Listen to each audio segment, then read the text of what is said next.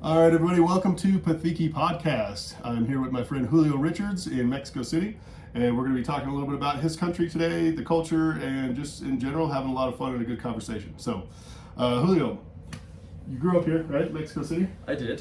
First of all, I'll try to be as fluent as I can be with my English. Yes, I was born in Mexico City. I then grew up in Cancun.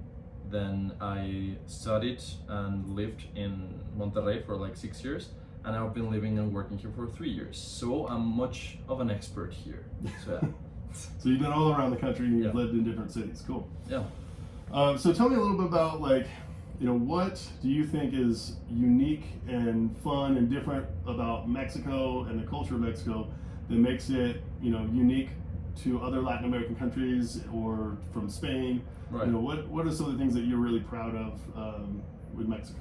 I think every time that I've left Mexico and then came back, I feel a very warm greeting, and not because I'm Mexican, because you can actually feel that as a foreigner. If you arrive to Mexico, and for example, you ask for directions, you ask for food at a restaurant, you get that warmth out of people, right? And that's where it starts, I would say, because you get that warmth. For example, I've gotten that in Latin America, in Colombia, for example, and there's plenty of that. But what differentiates Mexico from every other country that, of course, has their own pros and cons, is that we kind of laugh about, I don't know, we don't have a sense of, how can I say it? I think in Mexico we laugh about, for example, death, about problems, about issues, and we don't really take it seriously, and at the same time we do. But I think people here have just a very easygoing mentality about everything. So if something is messed up, if someone's late, something happened, whatever, no one really takes it to the heart, and I think that's really, really nice. And you can feel it from the people. As soon as you get into the country, you get greeted and you get that warmth out of people, and I think that's the best of Mexico. Yeah. I have to agree. I've definitely felt that in Mexico as well. And this is, it's been a few years since I've. Actually, I was in Mexico for just a couple of days last year, but that was in Ensenada. But I've been to a lot of different cities in Mexico. Cancun, Puerto Vallarta. Very different Cabo. Cancun. I wouldn't say Cancun is very cultural in terms of. I think Yes, Cancun. my I'm in idea of Mexico right now. Cancun was it was kind of like Miami, but it's cheaper. Yes. Everybody speaks English. Slightly unsafer. Yeah, that's right. Yes. A little more Which risque. gives it more spice to it. Yeah. But I have to say, I agree with you overall. Mexican people are very welcoming, very warm people. Always, willing to help you out. Like for example, I mean, you've been into Europe as well. Yeah. And in some places in Europe, if you are on the street, for example, and you need directions or you need help with something, and you try to ask people, sometimes, not always. I don't want to say anything bad about anything European friends. Yeah. But sometimes, Europeans aren't as welcoming, or they're not as willing to just take the time to help you and guide you and things like that. Where I feel like the Mexican people always are very warm and welcoming. Right. So I have to agree with you on that. So. But for example, I think weather has a lot of impact to it. For example, you grew up somewhere where the winter and Christmas is actually snowing, right? And you don't get to swim during Christmas or New Year's, right? Well, I wouldn't recommend it. Yeah, you no. do the polar plunge. Right. But you don't see anyone using sandals in New Year's, right? Right. And in Cancun you do. So I grew up there, and I think everyone is a little bit happier because there's no depressive time, or there's no, for example, the weather and the sun is always up, and you don't get that period of time in which the sun is up for only a few hours, right? Because I was for example, in Berlin, right, for a month and a half, and I went there during winter and during COVID time, which is never great. And Germans are a little bit strict with their rules, right? Not, for example, here, for example, for you to get a driver's license, you can just get in line, pay, get a picture. You're a driver now. Enjoy, drive safely, and that's it. And then in Germany was a little bit tougher. For example, I saw it in the people and I felt it as well. For example, that the weather has an impact. And if it's always dark and it's always cold, then people rarely smile outside for no reason. So if you walk out, for example, if we're looking out the window right now, you can see a couple people smiling and just having a conversation with a coffee, right? But if it's -7 Celsius, everyone is like, God, what am I doing outside, right? I know exactly what you Yeah. mean. I just came from that weather. Yeah. Yeah, and you rarely smile when you're by yourself in that weather, right? Or Yeah, I think Yeah. I think you're right that weather can have an impact on Yeah. culture all over the world. I mean, I think when you go to places, typically when Yeah. it's a tropical environment, if there's a level of prosperity yeah, and you've got good weather, you find a lot of happy people. Now, if you go, let's say to the Congo or something like that, where hey, you've got tropical weather, but Right. people have no food, no Yeah, money, that's suffer, yes. then maybe it's a little bit different. But I think you have a point with the weather It's affecting. one of the circumstances. Then we can agree Yes, on that. Yes, absolutely. Right. Agreed. Yes. So now let's compare that to the United States. Obviously, the United States is a very big country. Yeah. A lot of different cultures and understand. different types of weather in different areas and that kind of thing. But I think that our two countries have a pretty unique relationship when it comes to Yeah. different cultures and different countries. Obviously, we're neighbors. But I think Mexico and the people of Mexico have a huge impact on the United States. It's often said that without Mexican labor, our food industry, agriculture, restaurants, any kind of hotel catering, that kind of stuff, that Yeah. largely depends on Mexican work, Mexican Yeah. labor. So if it weren't for those people, then our systems would collapse overnight. So how do you feel about the relationship between the United States and Mexico and the Yeah. people? I think it's very important to separate the facts right off the bat so that you can actually have, say, enriched opinion on that, right? The US is one of the powers of the world. So any country that is neighboring, will always be, economically at least, below there in the list, say. I think Mexico is the 15th economy in the world, and the US is right there in the top 3, right? Or I'm not even sure if it's number 1, but I think it's number 1. Do you know? Honestly, I don't know. Maybe leave I'll that look to that you, up. yes. and, The United States but is it's- currently the Yeah. number one Enough to- economy in the world. Yeah. But we're definitely one of the top Yeah, economies in the world. exactly, right? So there's I would say there's plenty of people in the whole Latin America that want to move to that part of the world, Mhm. which offers a very different life, for example, right? And that happens in Mexico as well. But one thing that I would like to start with, and it may not be very orthodox, is to speak about how Mexico treats the immigration problem, because it is a problem, right? It's a crisis, a humanitarian crisis, right? And there's a lot of talk about the US, for example, and I've seen it, for example. I've seen, look, they're keeping them in cages, right? And there's people that went to the US and they tried and they got deported, but of course it's a huge process, and they get in these, for example, cages, right? It's just Right, somewhere yeah, to yeah, continue that. It was a big Yeah. news story and had At some came point, up yes. around the election. I remember that, yes. Mm. And it was a huge boss about it. But there's never the boss about how Mexico treats the immigrants that come from Central America and from South America to Mexico. And I've spoken to them. I'm a lawyer. I don't know if you knew that, Travis, but yeah. So one of my assignments when I was in human rights from that class, we went to speak with immigrants that were trying to reach the US, and we would legally advise them, right? And see what was the best perspective legally for them to find a safer spot. For example, if they could find it in Mexico, perfect. Like, let's not cross. Like, you've come all the way to Monterrey, which is the north of Mexico, so you've experienced a lot. So let's just stop here, right? That was the main goal, and for them to be advised on what the police in Mexico was able to do and what they weren't able to do. And the most important thing for this piece is that every immigrant that I spoke to, and it was a very general thing. It was tense for every weekend. It was like 10 immigrants, so it was easily more than 100. All of them said that the worst part of the whole trip was the lower border, the Mexican border. They have crossed, for example, I spoke with people that crossed all the way to the US for like 4 times and got deported 4 times from the US, which is crazy. I don't know how you can endure that. They could. And they always said that the worst part is Mexico. And that's crazy. Because here's the thing. The good thing about the US is that the law system, even if it's not perfect in many ways, it actually works. Right? If you call the police, they arrive in time and they actually do their job. Right? We in general respect people's yeah. rights, Exactly. humanitarian rights. Exactly, right? So in Mexico, if I am here, for example, in this neighborhood, and I call the police, hey, I just got assaulted. I can totally picture this, and this is not me being, for example, stereotypical, whatever. No, this has happened to me, that a police officer would just approach me and say, yeah, son, and what do you want me to do then? And they don't even investigate it, they don't really care, right? And that happens for me as a Mexican, as a very privileged Mexican, I have to recognize that as well. Imagine how they treat immigrants that have no legal status in the country. So it's tough, it's really, really tough. That's interesting. So, yeah. And you know, that's another thing that we could talk about is, you know, the police and the government here being ineffective, corrupt. You know, I think Mexico has a reputation for having a lot of corruption. And that's a story that I've heard a lot with police, is that they won't investigate or do anything unless you pay them.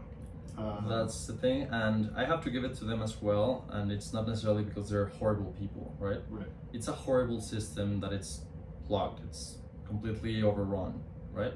So if you're, it's not like in the movies, right? You have the CIA and you have the the true detective, right? It's not like that. It's an office called Ministerio Público, like Public administration.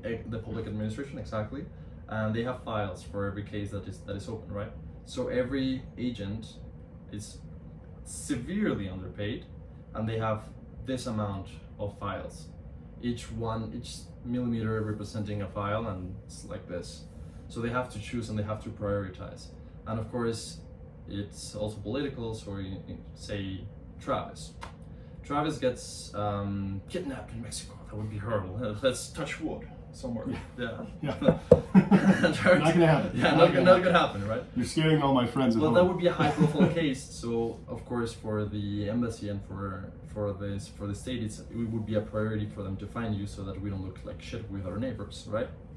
But if someone from living in the mountain in Mexico, in a small town, gets kidnapped, same answer, same officer saying, and what can we do, sir? Yeah, I have no leads. I'm sorry, and that's it. So yeah, it is tough. I assume that, you know, so you're saying like high profile, obviously, like if it's an American or a foreign person from, you know, the United States or Europe or somewhere like that, where you have, you know, an ally country, that's going to be a more high profile case where they may actually, the government's going to want to do something about it. Probably also, I mean, can I assume that it would be the same with, like, say, yourself over a farmer that's from the mountains? Sadly, yes. Yeah. So, do you think that there's any hope for, you know, improving that system, or how long do you think that might take, and what do you think that can happen to improve that, if anything? Another thing that is very important to consider, and that it's not everything is horrible and the problems are just pouring. No, I think Mexico as a country has improved a lot in the past few decades. Absolutely, I would agree with that. Yes. Yeah. And it will continue to improve, but at a slower pace. That's the thing, because it starts with education. But if we don't take care of that, and the education system in Mexico is really tough on teachers, I think everywhere in the world I would say that every teacher is underpaid, because I don't know if you have experienced a classroom of 12-year-olds or 14-year-olds, but it's a zoo. It's impossible. Like, there's no amount of money that would get me to endure that for an entirety of a school process. Like, they need their vacations, their summer vacations as teachers, right? And it starts there, and if we don't take care of that we'll just repeat the same processes. But I think the system is severely corrupted in Mexico, sadly, and that it will take a lot of time and a lot of political and civil actions for it to stop.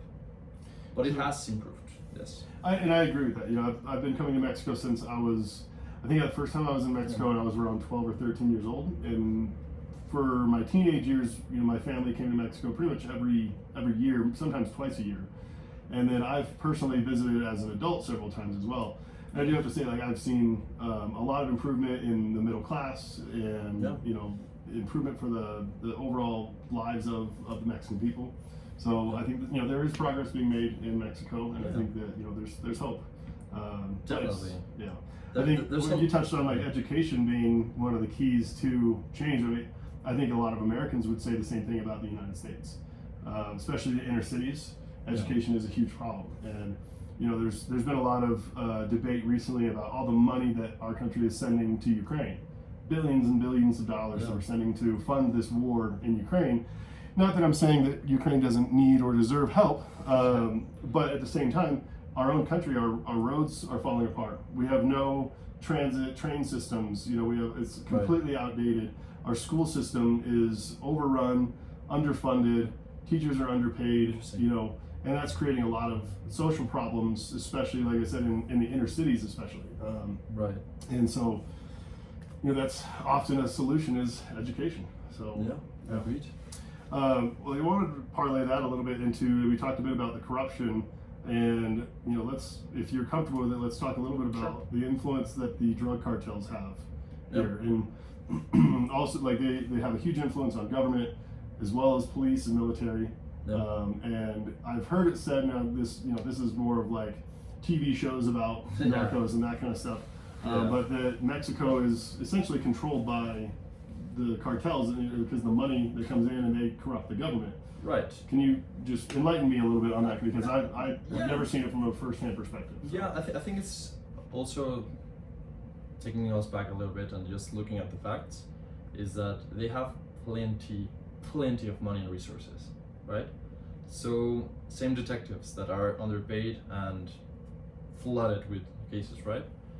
Imagine let's just put ourselves in a perspective of one of those agents, right? So you're in charge of investigating crime and fighting crime, right? And getting justice served. But you earn 15,000 pesos, 20,000 pesos a month, which would be less than $1,000 a month, and that's it. And you have kids and you have a family and you have to provide. And then here arrives a guy with just dressed as normal. It's not usually as in the movies, right? They're just normal looking dudes, and he would just arrive and say, hey, well, how much would you like it if you just get paid $100,000 instead, or 100,000 pesos? It doesn't have to be dollars. That's a huge amount, right? And you can be a good civilian and you can be a good detective and say, no, I will keep going with my honest 15,000, but it's not like that. They actually kill you if you don't comply. So that they wouldn't even, for example, they wouldn't even threaten you directly, but they would just say like, oh, okay, because I saw your kids, for example, going to this particular school at this time, and take care. Are you sure? And then you would take the money, right? So that's the thing, and you just multiply that times not only that detective, but governors, senators, even the president that has been seen shaking the hand of El Chapo's mother in a weird place that no one really understands, with different cartel members, which is, you as a Mexican just see that picture and you're like, not surprised but disappointed, because it actually makes sense, because it's just a huge issue that it's not controllable right now with the government. And we used to have this president called Felipe Calderon that tried to, in his own weird way, fight that issue, but like up front, which led to the most violent years in Mexican recent history, which was from, for example, 2008 to 2011, 2012. If you see the movie Sicario with Benicio del Toro and Josh Brolin, it's pretty much like that, honestly. It's not very exaggerated. You're like, yeah, that's Juarez for you, yeah. Well, I mean, let's talk about, you know, the numbers with over, I think, 200,000 Mexican civilians have died in the drug wars. Yeah. Just from, I think, right around 2008 until now. There's been a couple of 100,000 people murdered, whether they were innocent civilians or involved with the cartels or government or whatever. And that's just a sad statistic, you know. It is, but again, we were talking about how we kind of laugh about our own problems and we take it sarcastically. And for example, before we opened the camera, I was telling Travis, I was telling you that I find it funny whenever someone's uncomfortable with the subject. So, how do you feel about the cartels? Can I mention the cartels? Like, yeah, of course you can. There's movies about it. They love the movies. The cartel members themselves, they love it. Just like, yeah, fuck yes, right? So you have El Chapo having Sean Penn visiting him because they love that, right? But it's very important for us never to idolize them or having them, or for them to look cool. For example, say The Sopranos, right? You kind of you see James Gandolfini, that's the name, right? Yeah. For the actor, and you see him and you feel, oh, that guy's so cool. But you have to remember that he's killing people, right? Yeah. So it's multiply them exponentially, multiply that, and that's who these guys are. So it's very important not to idolize them. Yeah. El Chapo said, And on that point, a little bit of context. I actually met Julio in Medellin, Colombia last year. Yeah. That's how we became friends. And when we were in Medellin, there was several people staying at the same hostel as us that were going on like a Pablo Escobar tour. Yeah, yes. And I definitely voiced my opinion to some of those people, knowing like I have good friends in Colombia, and I know how Pablo Escobar affected the people and how many people he killed, and he tore that country apart. And I really did not agree with them, you know, taking those tours and idolizing someone who killed thousands of people and was responsible for a civil war. You know, and you know, you can watch the TV shows and the, you know, they Hollywoodize it, and they make it look, they make it attractive. right. Yeah. But you're right. We have to remember that these people are murderers. They're responsible for, you know, countless deaths and gruesome things. So Yeah. it's important to keep that in mind and not to lift them up and show them as an example, because Exactly. it's obviously an example that is what not to do. Yeah, because the thing is that I would say that the cartels are just a symptom from a corrupted system, and that's Well, also I think that it has to do with the United States too. I mean, it's where, you know, most of the drugs that are coming through Mexico are going to the United States. It's the and largest. guns. And Yes. guns. Well, guns are coming from the United States to Mexico. Yeah, exactly. And so, you know, I recently was listening to another podcast, and they were talking about there were police officers in Los Angeles and San Diego that were confiscating guns on the streets and bringing them to Mexico and selling them to the cartel. Yeah, And that's pretty. I mean, it's very messed up. It you know, is. the cops are doing that, and that they're fueling, you know, more murder and mayhem on the streets in your country.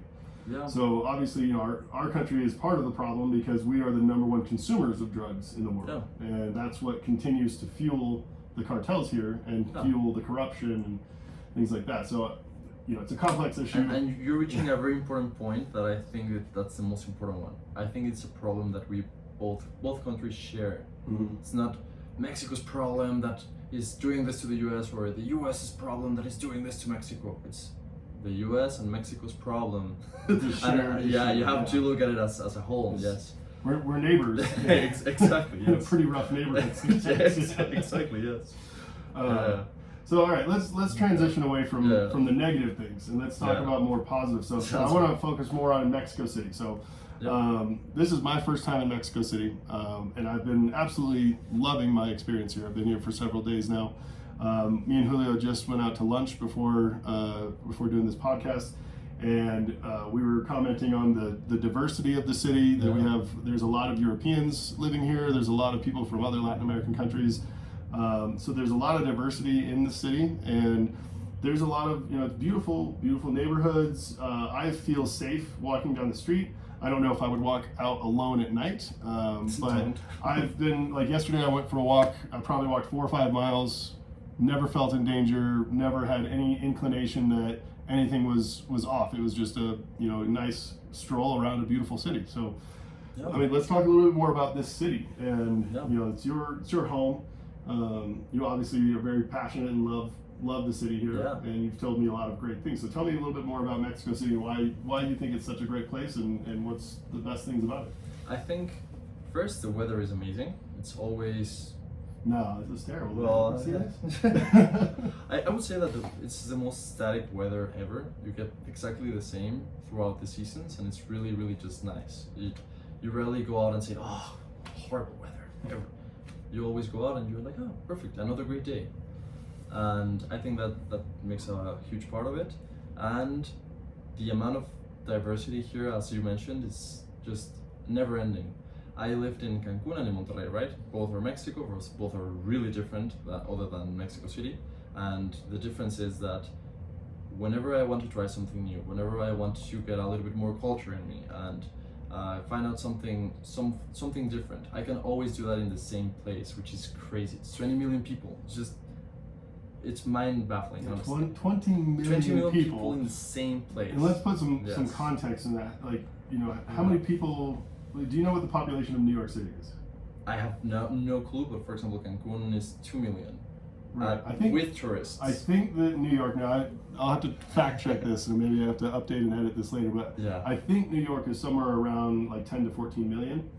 Yes. So you're looking at 2 times New York City in terms of population. It's a massive, vast It city. is crazy. Yes. The current So, population yeah, of the- Mexico City is you're right, approximately the 24 culture million. here, and The you- current you've got so population many of New different York City cultures. Never is ending. approximately City, and 8.5 the million. restaurants here have been fantastic. The food is amazing. So, That and then I yeah, think. like you know, we were commenting that you can see people of all different walks of life Yeah.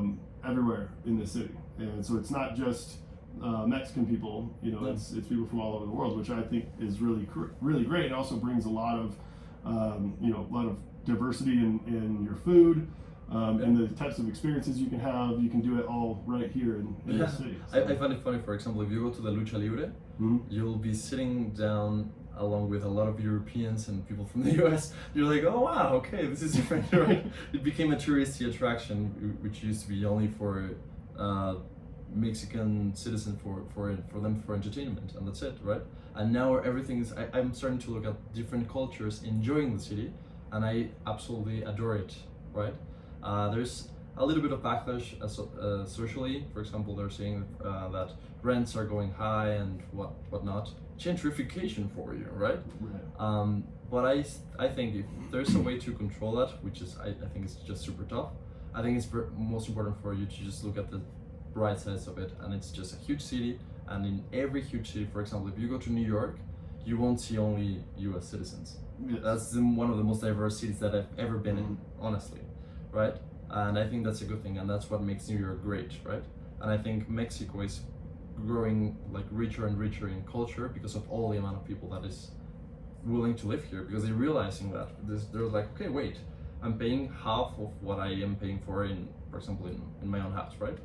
I can go out to the most beautiful clubs with the most beautiful people and just take a bike for like 15 cents basically and go there and do my groceries, and that's it. Or right? an Uber ride. Or an Uber which- ride for Uber rides, I've been averaging around 100 to 140 pesos. So to give you some context, 1 peso is about 5 cents American. So it's very cheap to get around in the city. And there's also good public transit. There's public buses everywhere. There's bikes to rent on the street. So Yeah, very easy to get around the city. yeah, definitely. And safe. And safe, yes. Yeah. And that's another topic. For example, Mexico City is like a whole country just compressed into one small place, right? So in Mexico City, you'll find a lot of places that are completely safe, and places that are very much unsafe, right? So if you are in the vicinity of Reforma or Santa Fe, Polanco, If I can just interrupt you there, I'm sorry, but I just Yeah. don't want to miss this point. I think Yeah. that that's very similar to any inner city, including any Yeah. city in the United States. You've got, you know, you've got some bad neighborhoods that everybody knows. Hey, that's a bad neighborhood. You probably don't want to go there at night, or if you're an outsider, you know, that's not a neighborhood you want to be in. Yeah, Right? you don't want So to it's look no like an different than opportunity. our own cities. You know, people a lot of times we see all this violence in Mexico on the news and things like that, and people think that, you Those know, are there's from just war in the different- streets. different It's states. just not true. You know. Yeah. Certainly, if you go to neighborhoods that, you know, way across the city, there's probably a neighborhood where there is, you know, some Right. violence and people are getting shot. But I where I've been in, you know, a pretty good section of the city, I've seen nothing to make me feel like there's any violence No. happening or any danger of that. So sorry. No, yeah. Mexico City is very much controlled in that aspect. You rarely see, for example, what you see in the news, right? Cartel wars, and you see cartel members against the police and blah blah blah. And those are usually from different states in Mexico, or cities in Mexico that are not necessarily touristy, right? So I've never met a European that would be saying, "Oh man, I really want to go to Matamoros, Tamaulipas." No, that doesn't happen, right? And people from Matamoros, if you're watching this, I think they would agree with me. They would be like, yeah, we don't have a lot of Europeans wanting to come here, right? And that's the thing, because these unsafe cities are usually filled with very honest people, but they just have to adapt to a very different style of living. They cannot go outside to a club, for example, with their friends at 18 or 19 years old and expect to be safe until 2 a.m.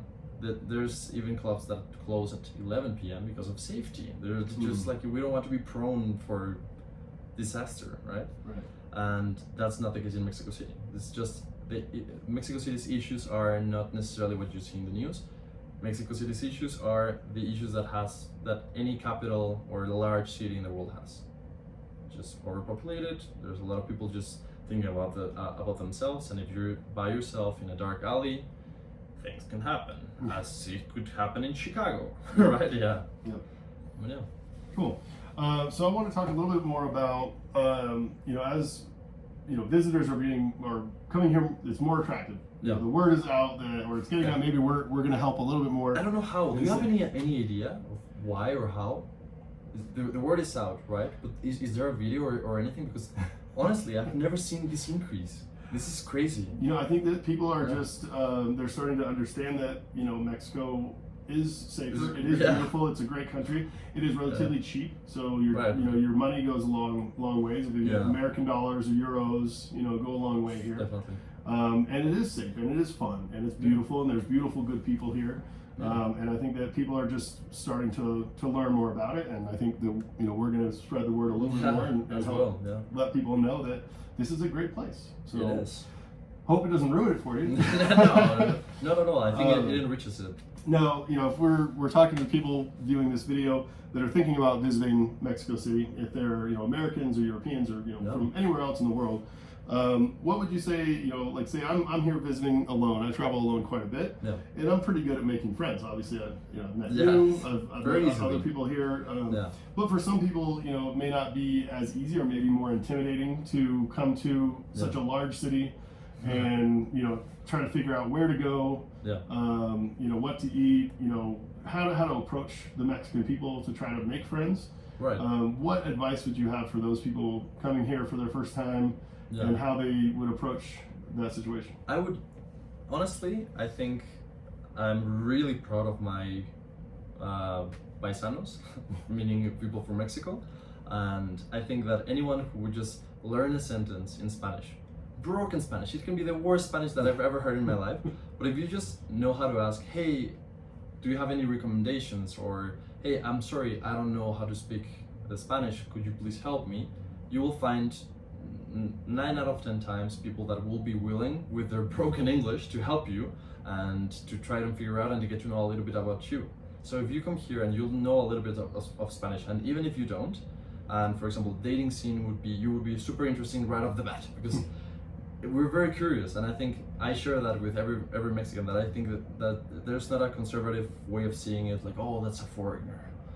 Probably Travis is from which city would he be from? I don't know. He looks suspicious. No, you would be more like, oh, I'm interested in that guy and trying to interact with him, right? It's very, very different, and I think my advice would be just get rid of every bit of shame or embarrassment that you may think that you will feel, but because you want. For example, listen to my broken English, right? And I'm having a great time. And you speak English very well for a non-native speaker. Hey, so, thank you. But everyone will be willing to actually listen to you and be very much interested. But if you show the same interest, I think that's a very important thing. If you have interest, and if you think about, for example, if you like the food, if you are enjoying your time, if you are interested in meeting someone, don't hide it. Let them know it.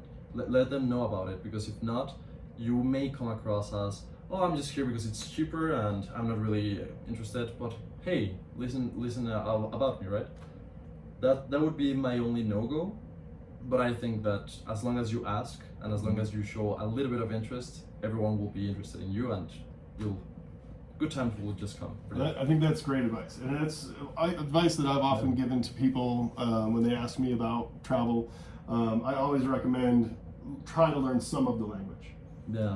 If you may not be fluent, but learn some basic phrases and at least show that you're making an effort to speak their language. And I think that's something that Americans are really guilty of a lot of times, is that we expect everyone to speak English, and whereas you're in their country and you need to at least make an effort to try to speak some of their language. And if you do that just a little bit, make that little effort, it's gonna go a long way anywhere, and they're gonna be much more friendly to you, and it really opens the door a lot to, I think people see you as like, hey, he's trying. Yeah, exactly. Even if you don't say anything in Spanish, you can just with your own face say, God, I'm sorry. Do you speak English? And they will be like, okay, I'll help you out. But if you come across as, I don't know, entitled and say, so, and you just assume and ask something in English, they may not be offended, but they'll not be as interested in helping you out. Yeah. So don't assume everybody speaks English. And even if you know people speak English, still try to speak a little bit of Spanish or their own language, whatever country you may be in. Goes a long way. It really goes a long way. And then the other thing I would recommend is learning a little bit about the destination and about the culture before you go to that country. So like I always try to do a good amount of research on a new place before I go there. So at least I'm not completely ignorant about the culture and about the city. And that way, also again, it's just like giving a little bit of effort so that when I speak to, like to you, I understand a little bit about your country, maybe not everything, but that's why we have these conversations so I can learn more. And then hopefully other people can learn from it as well. So and I think, for example, what I was about to say, trying to speak a little bit of Spanish goes a long way. Showing that you don't know and that you're asking if they speak English, that's also a long way. Just ask, right? Yeah, as long as you ask, you're fine. And as for recommendations, you'll always get an answer.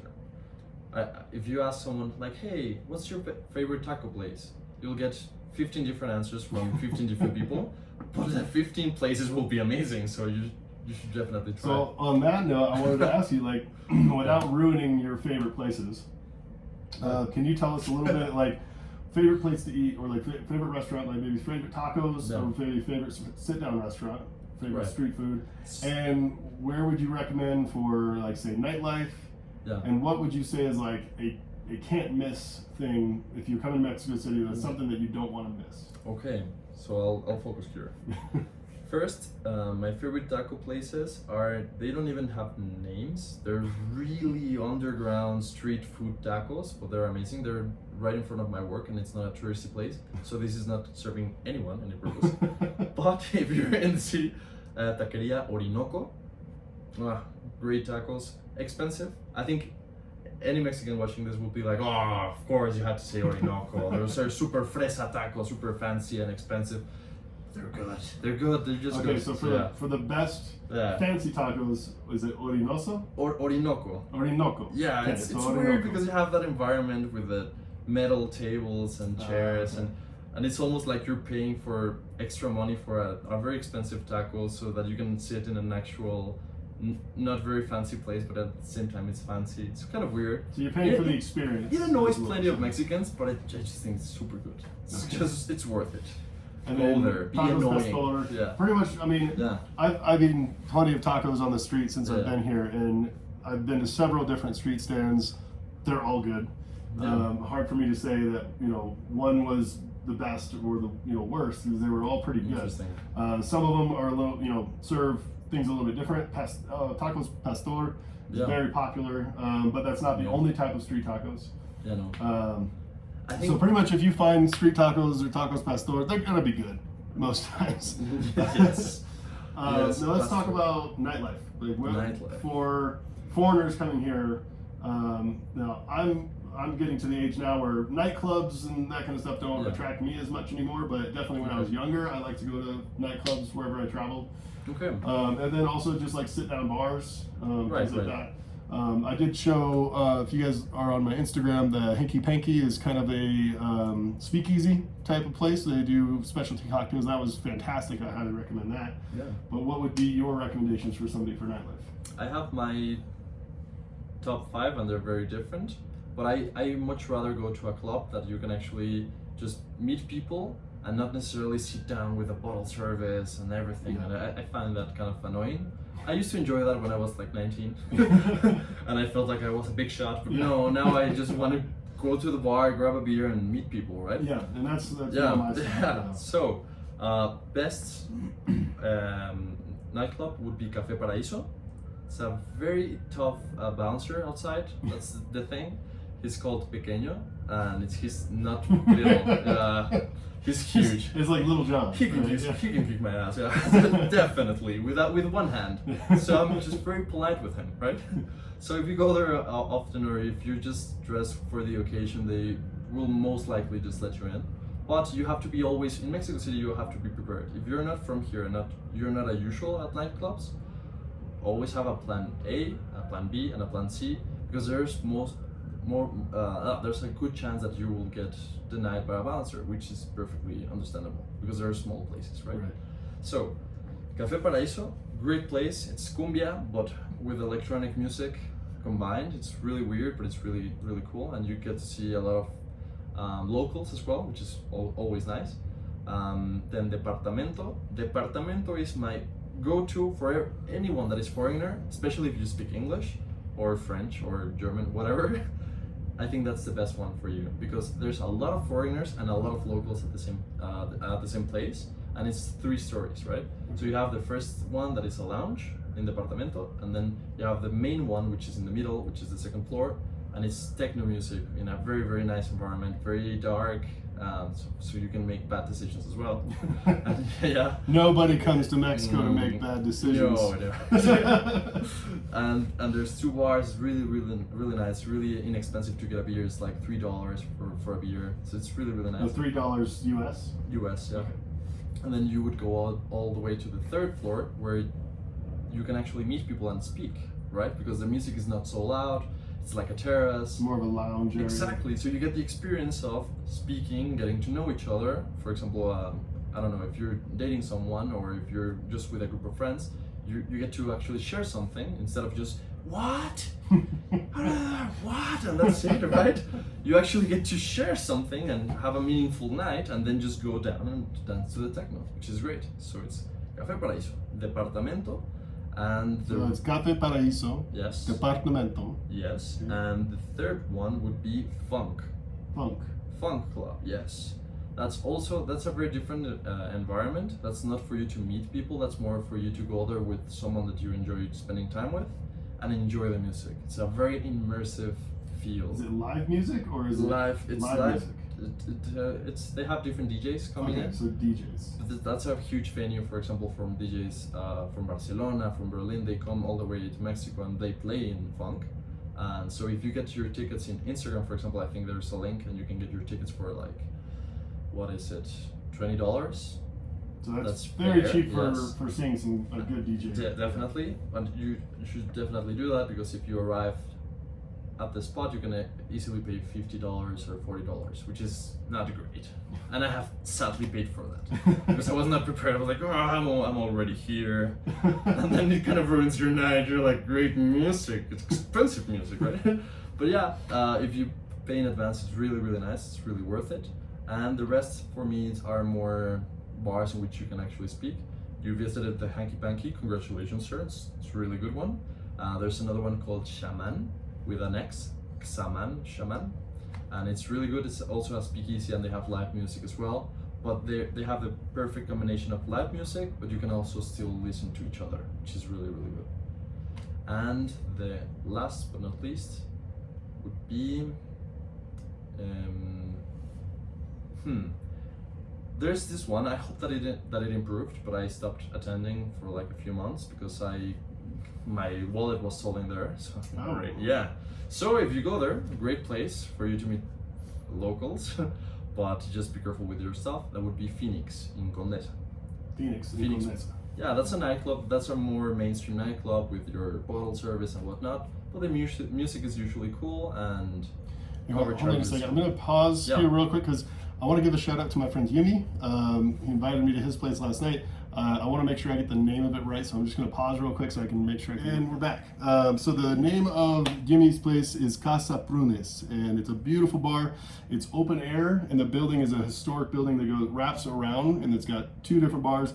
They make their own spirits there. So it's a really casual kind of lounge type of bar where you can have conversation, sit down and just enjoy your night. They do have some small plates of food and things like that, but it's a fantastic place. And I gotta thank Yumi for showing me a great time, giving me a tour last night. So appreciate it, Yumi, if you're watching. Thank you. Awesome. All right. Anything else that you want to mention? Any other Any bars? recommendations?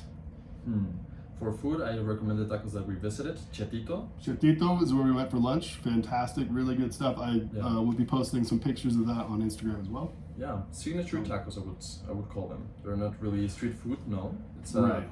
on the fancier side, but really worth it as well. Yeah. Yeah, and it wasn't overpriced. I think No. lunch. So we had ceviche, tacos, and 2 enchiladas. Yeah. And it cost 538 pesos, I think, total. So that would be, gosh, what? Like 25, 25 bucks roughly American. So Yeah. really good value. Honestly, yes.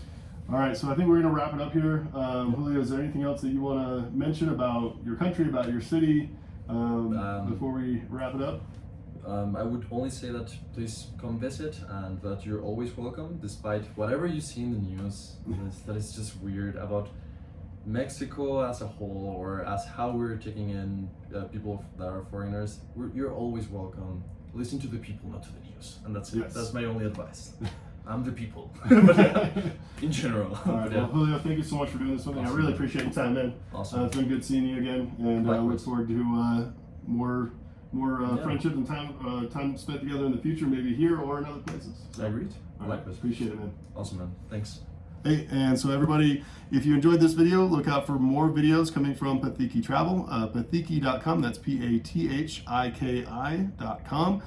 You can also visit Pathiki_travel on Instagram, or you're watching this on YouTube, Pathiki_travel on YouTube as well. Like, subscribe, and share. I would appreciate the support. Thank you so much, and we'll see you next time.